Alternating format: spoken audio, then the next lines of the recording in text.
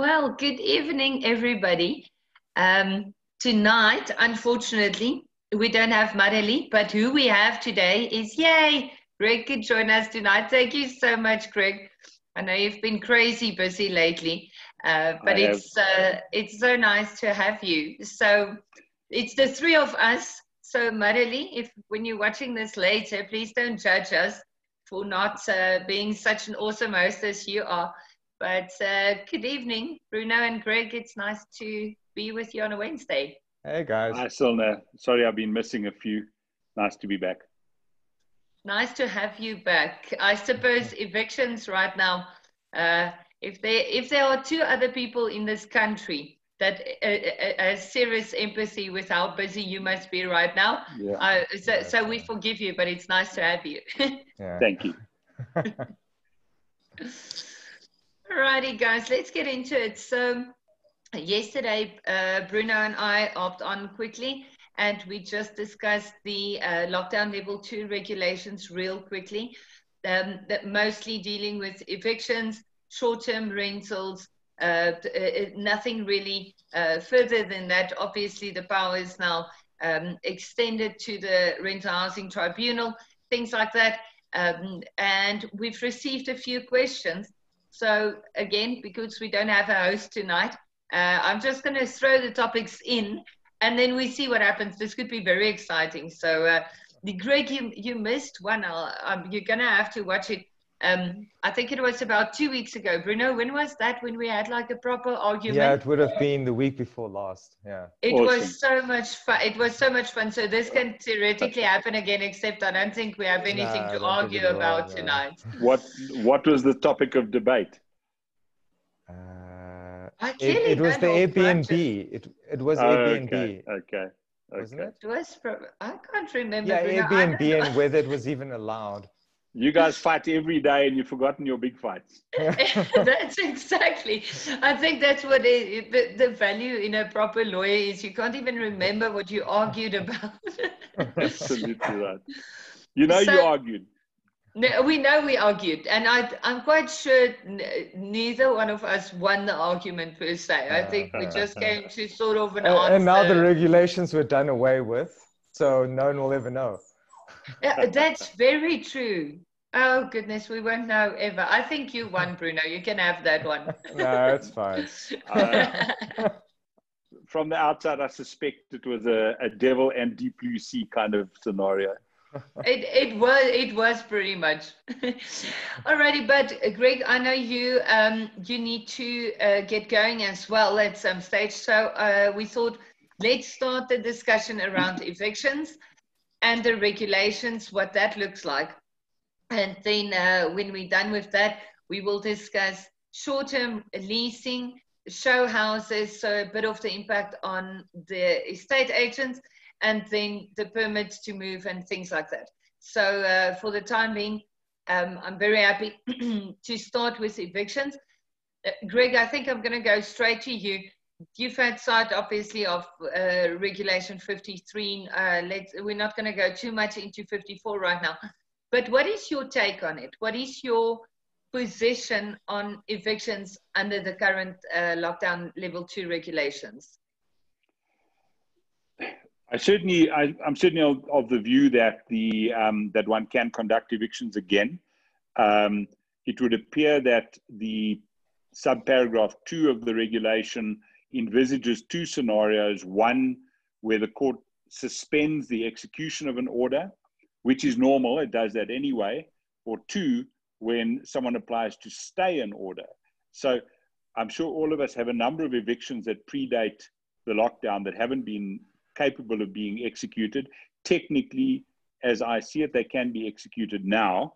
We've also got a number of orders phrased in the sort of level 3 construction, which is 30th of June or 2 weeks after the lockdown regulations permit. So I think there was quite a few orders along those lines. So I've got a feeling, if you agree with me, that clock is now running with effect from Tuesday. So those that were phrased 2 weeks after the lockdown regulations permit those orders will expire in 2 weeks, and we will be able to instruct the sheriff in the normal course. Now, obviously, in giving quite some detail, possibly even going over the top with the detail that they've given in sub-regulation 2, someone who applies to stay an order is going to have the easiest task they've ever had in so doing. And I would certainly recommend that maybe, you know, one lets those bed down for a couple of weeks before testing them, if one can. You know, the courts, like everyone else, assimilate new scenarios and generally find a modus vivendi with any new regulation, new case, new jurisprudence, whatever the case may be. So we'll see. We've got a number that we are going to instruct the sheriff to execute now.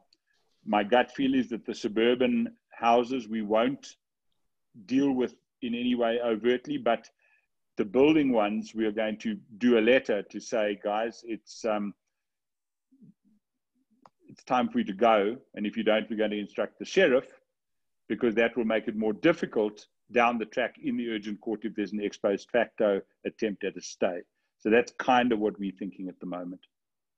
Yes, we are seeing the same thing. We've had a few evictions where the sheriffs just accepted our warrants.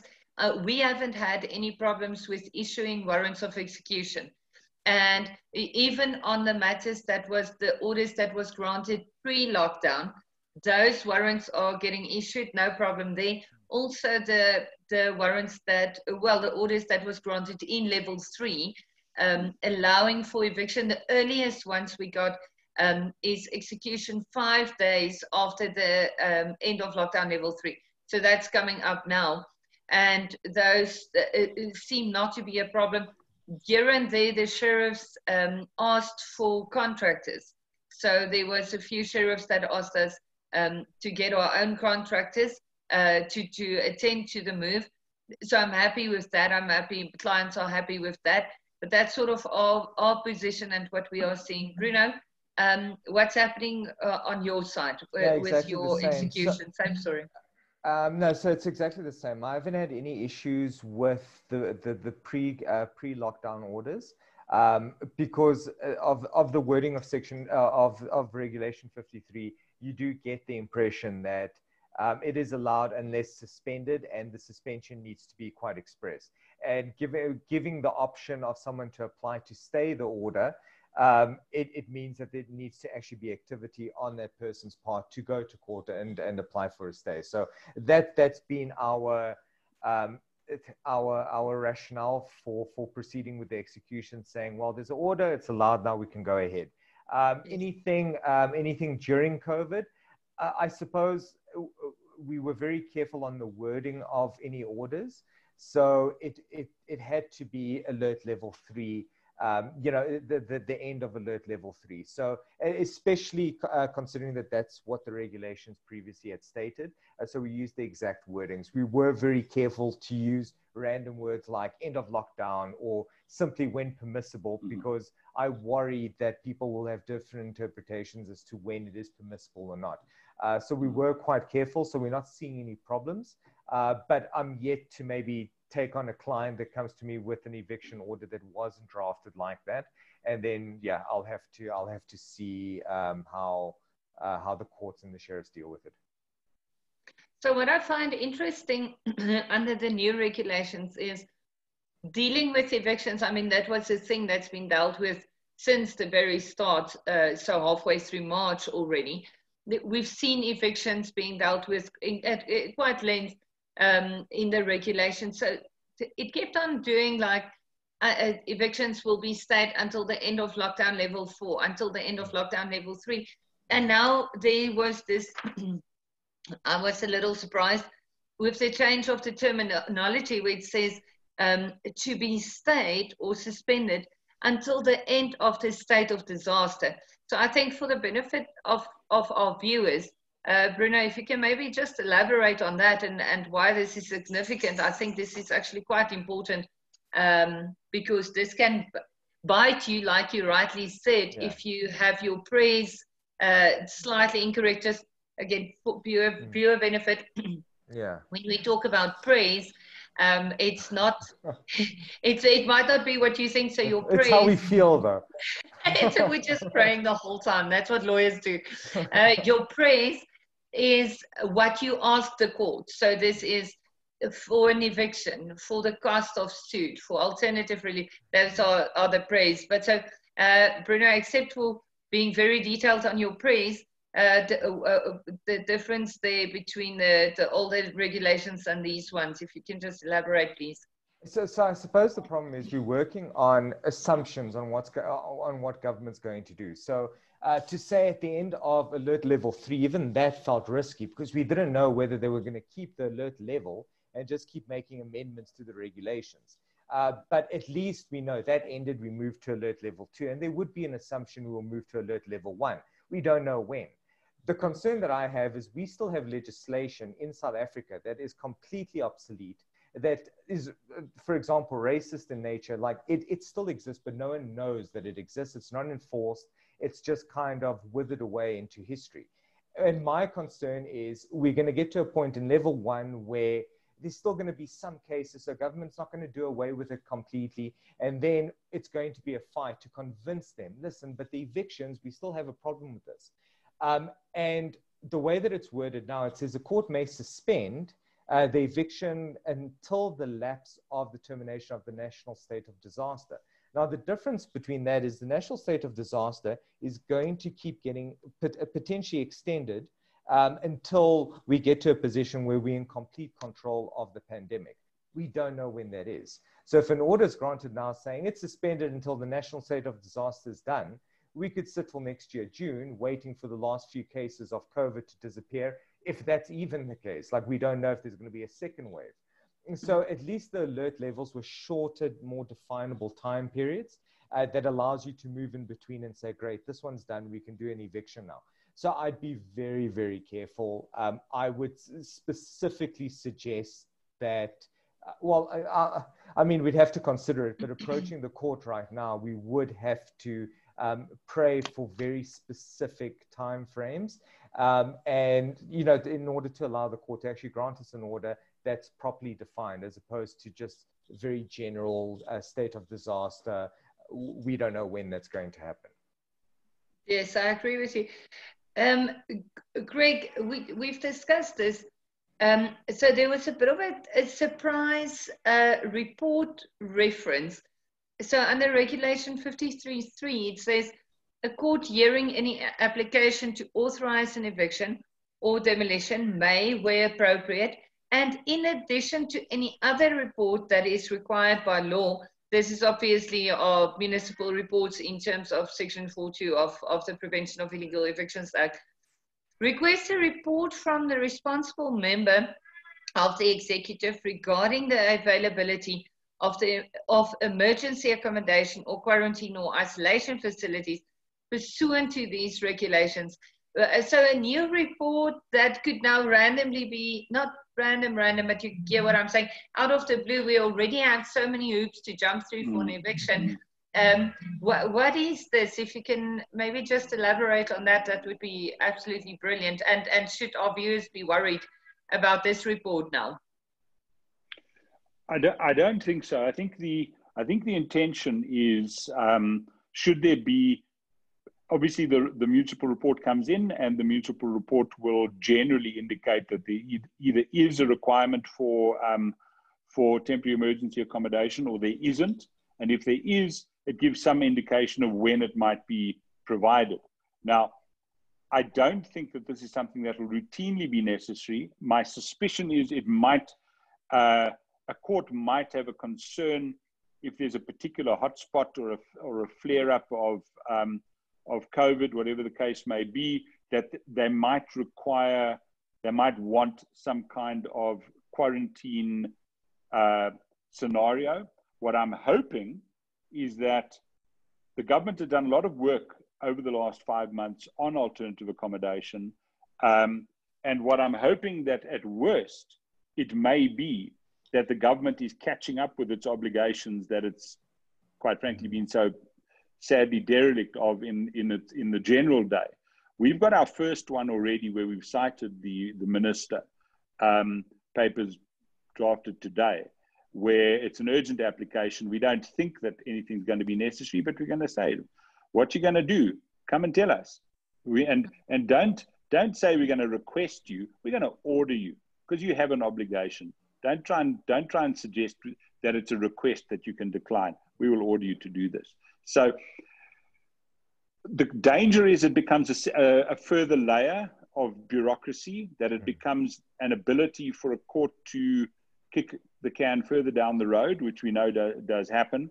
So my gut feel is, again, Bruno, in the context of your comments earlier on, with some sentient thinking on the particular nature of the particular matter, and I'm thinking potentially a shack scenario, for example, one may want to, in the same way that one might seek an order against the municipality to report, one might seek the same thing against the executive where it's thought it may be appropriate. In most suburban house scenarios, it's not going to be an issue. I can imagine there are some potential inner city building scenarios where it might be relevant. And as I mentioned, I do think that potentially an open land shack scenario might be relevant. I do think, and I'd be interested in your comment, that some of the first of sub 1 of the regulations has been tainted or let's say impacted by events in Cape Town, the eviction of the naked man, for example. So I've got a feeling that the intention is to make it unlawful to evict anybody, even those who a municipality may have been evicting in terms of counter land invasion. I suspect that politics may have crept into this regulation, and it might seem confusing to us who are in the sort of conventional eviction business, but in that context, it might have a bearing. I don't know if you think that might be the case. Yeah, I must say I've looked at this and I thought it's very interesting. It's almost like the Rental Housing Act, and luckily Regulation 54 dealing with the Rental Housing Act anyway. It's every time I read these kind of legislation, like the Rental Housing Act, like dealing with these regulations, it's clear that it was drafted with a completely different person in mind than our typical clients and the people we are typically evicting. So like the Rental Housing Act, for instance, with the requirement of creating house rules. Now, many of our clients, I mean, they are multi-lets and we have multi-let clients, but how relevant is that really? Things in the Rental Housing Act where you can see it was drafted more for your Ponzi Tower type accommodation rather than typical rental housing. And I feel the same about this. And I agree with you, Greg. I do think the evictions that we've seen in the news lately and in full lockdown, it's more the municipalities. And something very important which you touched on is the obligation on government to provide alternative accommodation and never the private landlord. What I find interesting is that the regulations deal with not just housing, adequate housing, but also basic services. And in my mind, that is reaching far beyond what can be expected from a landlord ever. You can't expect a private citizen to provide housing and basic services to another citizen. That is a vertical obligation, not a horizontal application. And I think that is what we need to do in our evictions. I think the answer to the typical property owner at this stage is, when you do an eviction, now even more so than ever before, you need to go to an expert firm. And I mean, well, you have 3 expert firms right in front of you now. And the reason for this is, if you misstep now, if your prayers are incorrect, if you don't know how to put the obligation on the minister, on the municipality, you are going to run into problems right now with evictions. And I think there's going to be a lot of owners suffering serious hardship, not because of the regulations, but because of not using them to your advantage when doing an eviction, because evictions are still, I mean, for us, it's not really much more complicated than before, but we just have a few extra things we need to do, and then we're going to be good. But I think if you try to wing it, you're not going to be able to. I think it's a very important thing to take away. That's a minefield. If I may just add, I think a lot of the Regulation 54 stuff, there was an application launched probably about about 2 months ago, against some corporate clients and against the state, essentially looking for a greater degree of protection against illegal cut-offs, cut-offs without court orders, etc., looking to protect people who've suffered in the lockdown from credit bureau, things like that. And it was in court. Then there was a meeting with COGTA, and I participated in that meeting. And I think a lot of the 54 regulations come out of that demand by grassroots tenants for assistance in their time of need. I have to say, I just skimmed Regulation 54. I was mostly interested at that stage in 53. And I intend to give it a good read this evening. But it arose from a clamor for protection during the pandemic, particularly those that have suffered with their employment, and those haven't been able to go to work, and I think those who have sadly now permanently lost their jobs. Yes, what I find interesting, Greg, on 54 is where it specifically deals with negotiation and conversation between the parties. And what I do like is if the specific way it's phrased, the manner in which the parties were affected by the pandemic. And it specifically says parties, so both the landlord and the tenant. And this is something I've been on about since Monday when these were released. Come to an agreement, because if you can show to a court that the landlord approached the tenant to try and find ways to accommodate him, and now the tenant just simply refuse to come to the party, that tenant that refuses to engage with the landlord in communication, that I must say I do enjoy that, because I think you can go to a court with that showing that the landlord attempted to settle the matter and the tenant simply, or illegal occupant for that matter, wherever we are in the game, they simply refused to try and settle.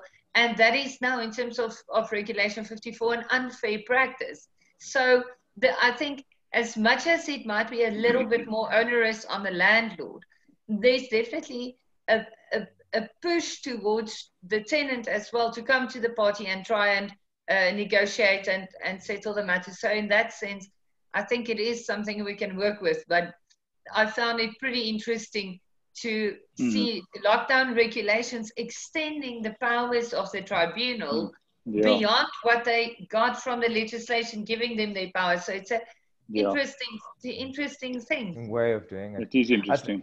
I think the one concern I have, so what Solna's basically mentioning now is the powers of the Rental Housing Tribunal have been extended by virtue of a Regulation 54, and specifically now saying that a tenant needs to come to the party, otherwise it's actually unfair practice. My concern goes back to 53, that also deals with the negotiations. So you'll see one of the considerations that the court may have when dealing with suspension or stay is also whether the parties have come to any sort of payment arrangement.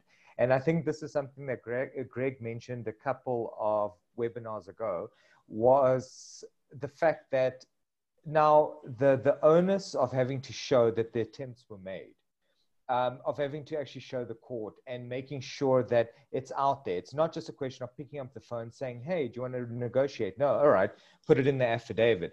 I think now, unfortunately, for the court's sake, It's not just going to be that friendly phone call, knocking on the door, going, listen, I understand your situation. How do we sort it out? It's actually going to have to be almost a checkbox exercise of, I'm going to offer him something. I'm going to put it in a specific format. I'm even going to have him sign that I did, and there is no payment arrangement that he can enter into. It's something along those lines. So obviously, us as attorneys, as we're dealing with it, we'll look at it and we'll formulate something that still that's still bona fide. I mean, I'm not saying have it as a checkbox, but don't actually have the intention of settling. Do it with the intention, naturally. And I've always said mediation's great, but one of the issues that Greg pointed out is putting that hurdle in front of you might cause delays, because later on somebody might go and say, oh, but I don't feel he was genuine enough, or that he approached me enough, or he said the words, but he wasn't really showing that emotion or that intent. You understand? And it's like, and then you have a court going, try again. Nicely. Yeah. And the court goes, oh, maybe try again. And you're like, no, that, I mean, we tried, and it just simply didn't happen. And we've seen things like that happen, especially in labor. So again, this goes back to the way that labor's dealt with. A lot of the stuff that people do has to be genuine. If you're going to consult over retrenchments, it needs to be a proper consultation process. It can't just be, hey, come into the office, listen, I'm going to let you go. Do you have anything to say? No, okay, cool, cheers. I mean, there's a whole process behind it. What? Is that not allowed?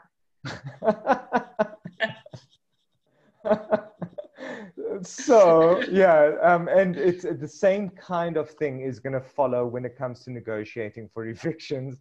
It's not going to be as simple as I asked, he said no, let's move on. So people are going to be mindful of it. I'm interested in the following. The impression I had, and I'm interested if you have the same view, is that during the hard lockdown, April, May, June, there was a lot of good faith on both sides. Then in July, we started picking up little nests of people in buildings who are setting up a culture that can't touch you, don't pay rent. That started very late. April, May, into June, even into July. There was a lot of good faith on both sides. It was quite interesting. And it's only now, July, and then of course now that that mutuality is starting to run out. I don't know if you observed that. I thought it was quite interesting. Human nature can be relied on sometimes, is the point. It really can. Like when we drafted initially with the TPN rent recovery packs, the deposit utilization agreement and the rent deferment agreement, everybody was so happy. Like hashtag stronger together. We can make it work. We are in this together. All those things, definitely. And now, I mean, I added on Monday evening, Greg, I added a document on the TPN rent recovery documentation, an agreement to vacate. And I think it's something important to talk about, because, I mean, still, even if you sign an agreement like that with a tenant that say you will vacate on this day, if they don't comply with that, you're still going to have to follow the normal process. I did, however, email Lindy Wesisulu this morning and said, while you are busy doing these regulations for us, can you maybe just allow us to just rubber stamp by the tribunal? I mean, if that email from my side succeed, guys, I'm going to be so super surprised. But I mean, if it happens, it's cool. But we know in law, the chances are slim. But at the same time, in law, it also doesn't really make sense to change the powers of the tribunal in lockdown regulations. So I'm just trying my luck now as well to see what happens. But Greg, why I'm saying that is, to your point, everybody in the beginning was like trying to find ways, and we were able to do rent deferments. And now we're at a point where we need to do agreements to vacate, because it's been too long. Landlords can't sustain this. It can only carry on for so long. Shame the poor landlords that used deposits in April already. There's obviously nothing left, but we knew that then already. But I think we're going to see a massive upsurge in evictions. We spoke about it yesterday. We already all do. And I think I think the answer for the landlord or the property owner to take away is rather consult with a specialist eviction firm before you enter into these negotiations, because you can go through a 2-month process and achieve absolutely nothing but waste 2 months. So I think that is relevant, Greg. And to your point, I think negotiations right now is more difficult because people don't have money to vacate. Everybody is stuck in a very tricky position. Absolutely. So I think that was about what we had on evictions, Greg. Before we excuse you, is there anything else you want to add on the eviction side of things? No, thank you. I enjoyed that interaction. I appreciate it, and I will love and leave you now, and then hopefully all going well. I'll see you next week again.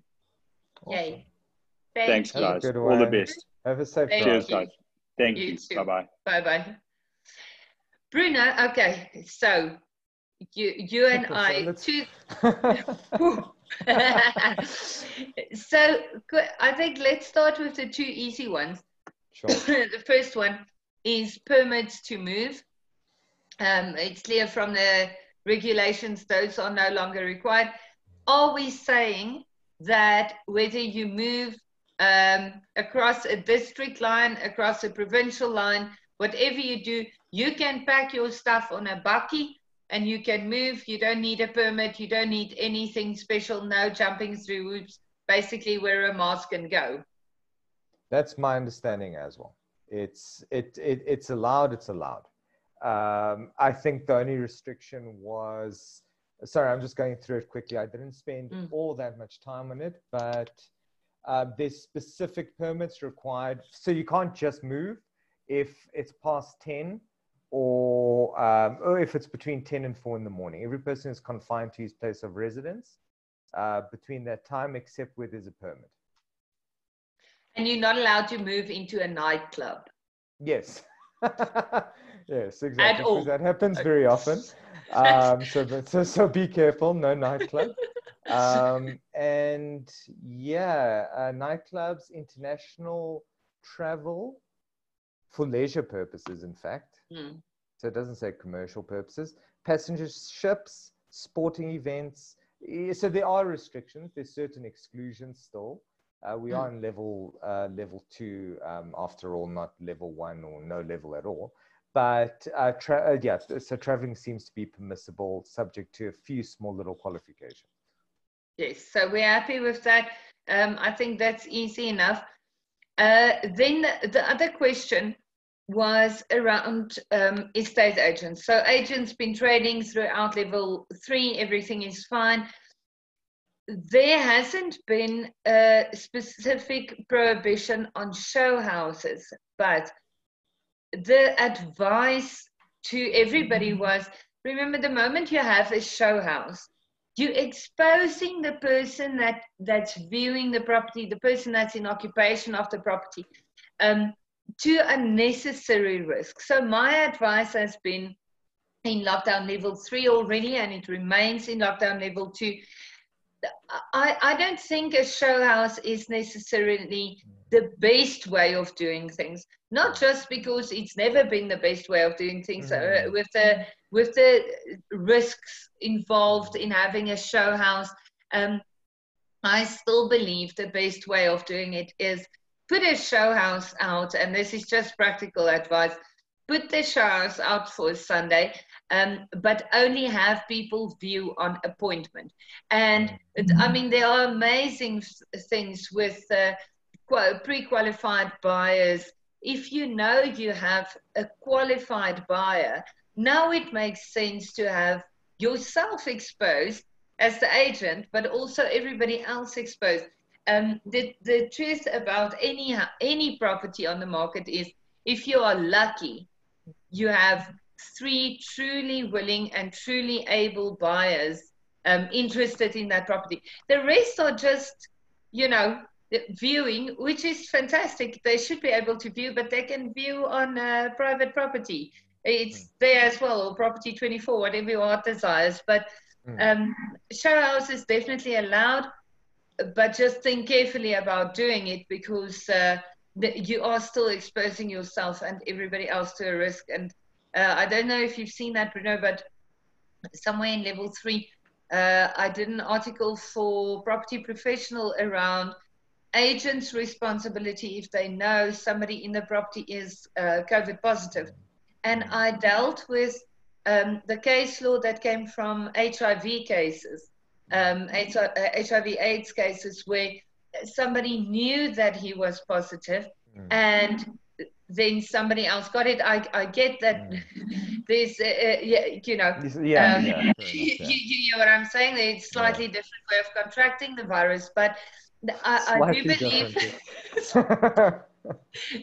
you won't accidentally get that in Woolies without a story. But I think it's very important to be aware that that case law is still very relevant. So if you know you are positive, yes. So if you know you are positive, or you know somebody in the property is positive, for you to expose another person to COVID-19, even though it's not exactly the same thing, there are people dying of this. And for that reason, I would be reluctant as an agent to expose myself to that risk. Am I being dramatic, or is it? No, but that's so true. I mean, look at the workplaces and how strict those requirements are. It actually, it's getting into a process now where you have to tick 1 million boxes before anyone even walks in and out the door. There's registers, there's temperature taking. So certain places are even more intense. And the reason for that is, it's fine if a person goes, you know what, I don't mind, it's my problem. You know, if I contracted, I contracted. But we're now looking at your impact on other people. You don't wear a mask, you're impacting that guy, not just yourself. And so it's exactly what you're saying. The reality is everyone needs to take care, because you need to work together and take care of each other.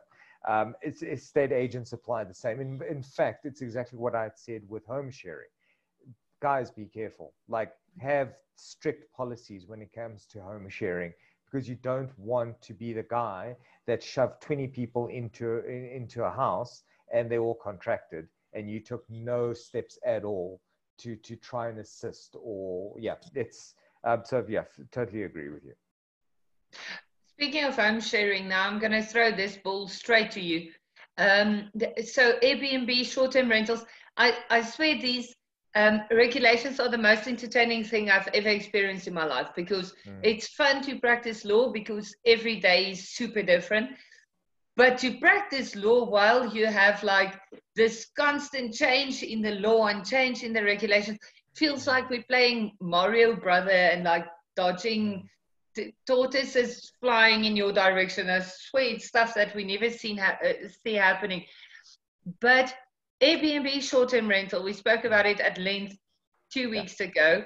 And now everything we've discussed then is worth absolutely nothing, because lockdown level 3 regulations weren't just put aside, they were deleted. Like Control A, delete their shit, there's nothing left. Airbnb, please tell me what's happening. 50% floor space, nobody knows what's going on, except for you. Yes. So, look, I suppose I've been having this conversation quite a lot with Robin Booth, in fact, because it has been confusing to the extent where, especially under level 3 regulations, we're referring to lodges and guest houses, and then short-term rentals and home sharing. And Airbnb like fell somewhere in the middle in this kind of purgatory where no one really knew what was being done. And the problem is, in terms of our law, we also have issues with things like that, because some accommodation is done by virtue of short-term letting. So, you know, but the regulations are allowing the vehicles to go ahead and contract and allow people to stay with them, but we're not looking at the underlying law as to how that, you know, what contract is actually taking place between this guest and this lodge or hotel. And the reality is we need to look at it and see what is short-term rental, what is home sharing.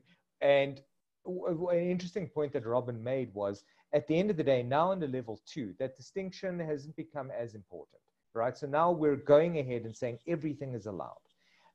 Obviously, as you mentioned on yesterday, that 50% coverage. So that is something that people need to know about. But again, what we discussed was that's particular for home sharing. So that's when you have different people or independent people sharing some kind of common space. And actually living in a common space. So that's communes where you've got shared kitchens, bathrooms, that sort of thing. So that's the 50% floor coverage rule. Then it comes to like your normal Airbnbs, lodges, guest houses, and all of that. Now, a mention is made that there's going to be extra protocols that are going to be put in place to govern these. And what Robin and I were specifically chatting about was, whether those protocols are actually what those protocols are going to be, and whether they're actually enough, and whether there's no moral or ethical obligation on the actual host to make sure that things are safe. And again, this goes back to what me and you were discussing with employment relationships, estate agents, all of that. If you have people coming in, staying one night and leaving, what is your obligation as a host to make sure that your place is clean? Not necessarily the way that just simply because government says it in a specific way, but to make sure that your guests are actually taken care of. And I suppose that's where we are at the moment now. Like the responsible guest house owners, the responsible Airbnb hosts are actually going to take steps themselves outside of whatever protocols may come to be to make sure that their business actually functions, and that we don't land up with a bad rep that these places aren't well taken care of.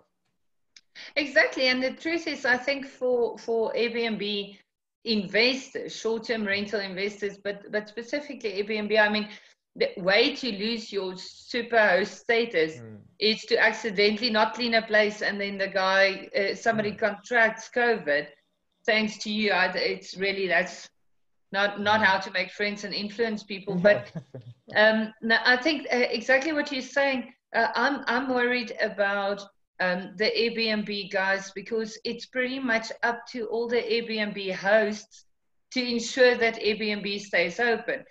Similar to the alcohol ban. I think everybody said yesterday, you can go out and you can have a drink, but if you cut your finger off because you were drunk and stupid, go bleed at home and make it work yourself. You're not going to, everybody's working together. We're not bringing the ban back.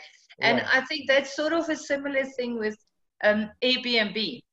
If the Airbnb hosts or viewers, Airbnb hosts, if you are putting in everything, if you're putting everything in place to keep your guests safe, you anyway have to do that. It's anyway your obligation as a host or as a landlord to provide a safe environment for somebody to rent. So I think for the time being, it's easy. It's pretty simple, Bruno. 50% floor coverage. So on multi-lets, just make sure you stick to that. Once again, if they are already in there, you don't have to evict someone because he is taking up the 53rd percentile. But placing new people, you need to be aware of that, and just keep it safe and clean to ensure that we don't accidentally drop back to a ban because of the effect that it might have. I think I am very positive. Absolutely. If I look at our numbers, I do still say it's because of our more pleasant weather, and then today happened, and I thought, okay, but this should be the end of this. But I think we are in a better position now, but we want to keep the property industry open and flowing. And right now, all landlords, property owners are already very nervous. So if you stick to the regulations, you shouldn't really have much of a problem. Just out of interest on that 50% coverage, because like the practical application of that, so I'm just thinking to myself now, how do you calculate 50% coverage of rental space specifically on a commune.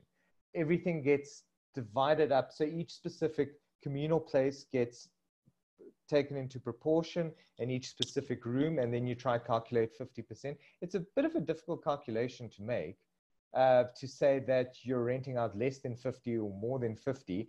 Is it just the private rooms and you go, I've got 3 rooms, so I can rent out 1.5 max, or basically 1, because I can't rent out half a room, and that's all I can rent out, and leave the communal space out altogether and say, well, that's communal space, so that's fine. We're only looking at the private rooms, but that doesn't really fit in with the 50% coverage, does it?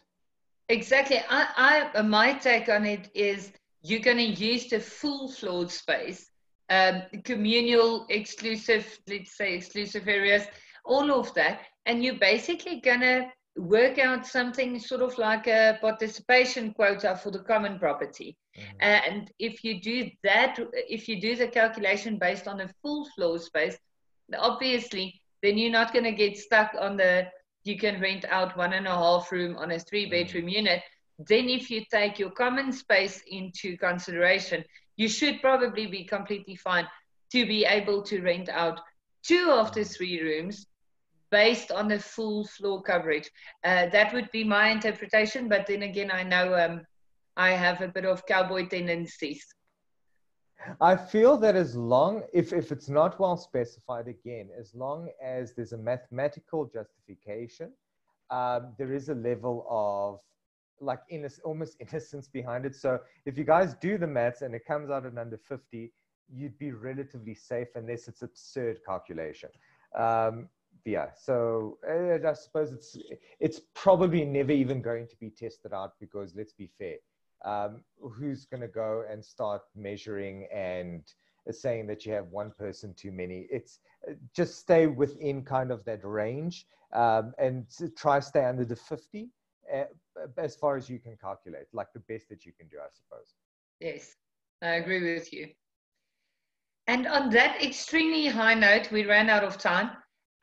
Is there anything else that you still want to add that we missed? No, I'm perfect. Is it going to be cold again next week? You warn me every time it's cold. I'm not sure. I think this is it. I think after this one, we should be done, but I'm no weatherman. Even my cat wanted to come and say hi on this one. But yeah, I hope it's the end of the cold now, and we can get into spring finally. Yeah, absolutely. It's close. It's what, 11 days, 12 days? Yay! I can't wait. But thank you so much, Bruno, and thank you very much to all our viewers. And we will see you again next week for our Wednesday webinar next week. Have a lovely week until then. Cool. Cheers, guys. Cheers. Bye-bye.